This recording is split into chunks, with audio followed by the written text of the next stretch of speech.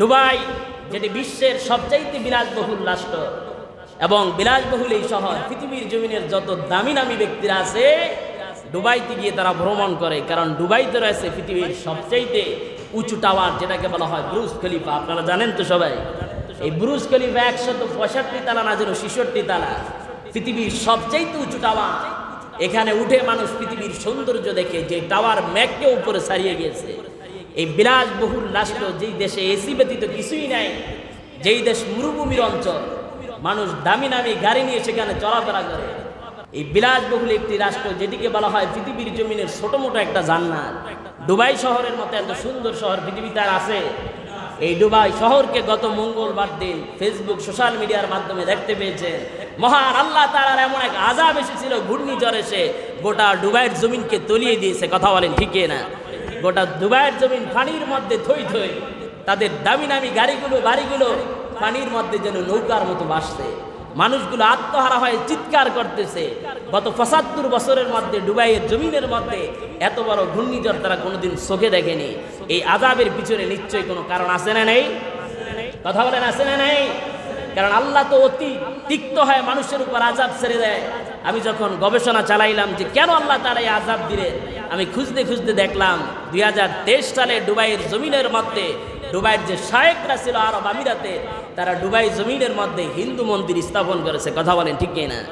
প্রিয় ভাইয়ারা আমার, এটা হিন্দুদের কাজ, হিন্দুরা করবে। এখানে কোনো মুসলমান শায়েখ কি সেখানে মূর্তির সামনে তারা বিভিন্ন ধরনের ফুল ফল দিতে পারে না। কথা বলেন পারে? সেখানে ওই হিন্দু মন্দির তারা উদ্বোধন করেছে, সেখানে 16টা মূর্তি দিয়ে। কথা বলেন কয়টা মূর্তি? 16টা মূর্তি দিয়ে সেখানে সৌদির বড় বড় শায়েখরা এবং দুবাইয়ের শায়েখরা গিয়ে, আমাদের যে দাদা আছে মোদি সরকার, এই মোদির সাথে গিয়ে তার সামনে গলায় মালা দিয়েছে। এখন মুসলমান তো এমন এক মুসলিম, উদখুলু ফিস-সিলমি কাফা, ইসলাম ধর্মে প্রবেশ করতে হবে পরিপূর্ণ।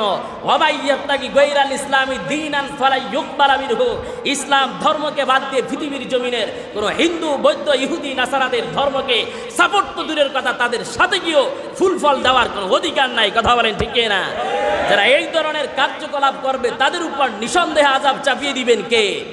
এরকম পৃথিবীর জমিনের শ্রেষ্ঠ একটা রাষ্ট্র তোমাদেরকে দান করেছেন আল্লাহ, যেটি বিশ্বের জমিনের বিলাসবহুল একটি জায়গা দুবাই। পৃথিবীর জমিনের দামি দামি মানুষ এসে এখানে গড়ে এই স্থানকে পবিত্র রাখার দরকার ছিল।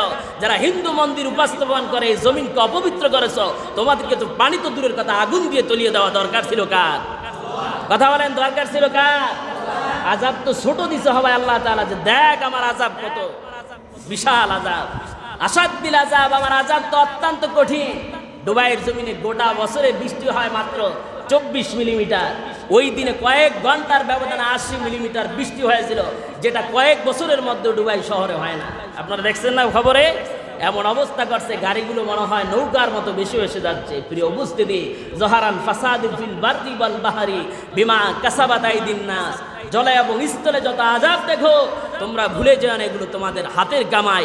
এমন কোন অন্যায় করতেছো যে অন্যায়ের কারণে আমি আল্লাহ ধৈর্য যখন ধৈর্য হারা হয়ে যায়, তখন তোমাদের উপর আযাব চাপিয়ে দিয়ে তোমাদেরকে সতর্ক করি যে কিয়ামতের আযাব অত্যন্ত কঠিন, এখনো সাবধান হয়ে যা। কথা বলেন ঠিক না?